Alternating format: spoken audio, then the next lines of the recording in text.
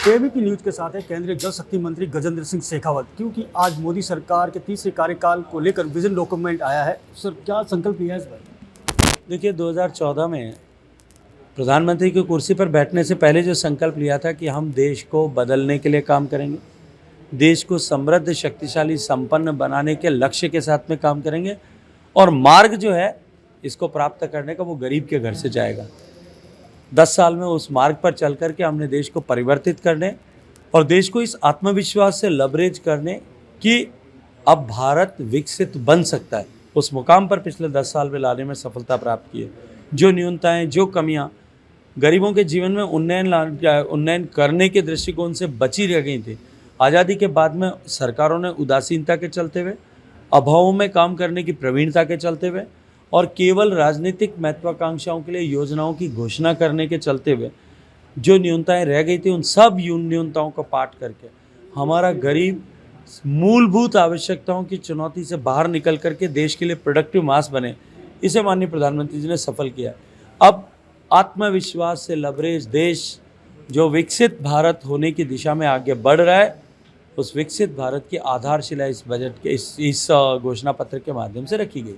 इस घोषणा पत्र के माध्यम से रखी गई। साथ ही कांग्रेस ये लगातार आरोप लगा रही है कि हमारी 25 लाख रुपए की जो योजना थी चिरंजीवी इंश्योरेंस की, उसको बंद कर दिया गया है। ये जो जितनी भी योजना है वो हमारी कॉपी की हुई है। देखिए, राजस्थान सरकार ने 25 लाख रुपए और 50 लाख रुपए तक के बड़े बड़े दावे तो किए थे, लेकिन कांग्रेस पार्टी को इस बात का जवाब जरूर देना चाहिए कि उसमें से कितने लोगों को 25 और 50 लाख तक के चिकित्सा खर्च का लाभ इंश्योरेंस के माध्यम से मिला था। मैं आपकी जानकारी के लिए बता दूं कि जो इंश्योरेंस स्कीम थी ये उसका पार्ट ही नहीं था। मुख्यमंत्री सहायता कोष से हम एक्सेप्शनल केसेस में 25 लाख देंगे और उसको एक गारंटी के रूप में दिखाया जाए, और 10 साल में या 5 साल के कालखंड में एक भी केस ऐसा नहीं हो। ये वादों के साथ विश्वासघात करने और झुंझुना पकड़ा करके वोट लेने की जादूगरी जो है वो जिन लोगों ने की, उनको प्रदेश की जनता जो है उनकी इस जादूगरी का जवाब दे चुकी है। सर, जनता जवाब दे चुकी है। अब एक सवाल ये है कि सबसे बड़ी बात कि सामने ये आ रहा है कि जो घोषणा पत्र में महिलाओं के लिए क्या कुछ खास है? देखिए, देश की महिलाओं का सम्मान बढ़े, उनके जीवन में सुगमता आए, इसके लिए शौचालय का निर्माण, उसके लिए घर में पानी पहुंचाना, गरीब महिला को घर देना, गरीब महिला को गैस का चूल्हा देना और सेल्फ हेल्प ग्रुप्स को स्ट्रेंथन करके महिलाओं को लखपति बनाना, इन सब पर सफलतापूर्वक देश में काम हुआ है। अब उन महिलाओं को जो एसएचजीज के साथ में काम कर रही है, उन 3 करोड़ महिलाओं को आगे सर्विस सेक्टर से जोड़ा जाए ताकि उनकी आमदनी और अधिक स्थायी भी हो और अधिक बढ़े।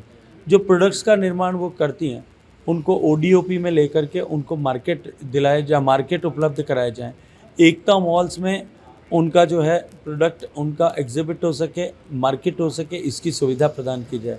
रेलवे स्टेशन पर 1 डिस्ट्रिक्ट 1 प्रोडक्ट और 1 स्टेशन 1 प्रोडक्ट का जो कॉन्सेप्ट है, उस पर एसएचजी के बनाए हुए प्रोडक्ट्स जो हैं उनको मार्केट मिल सके।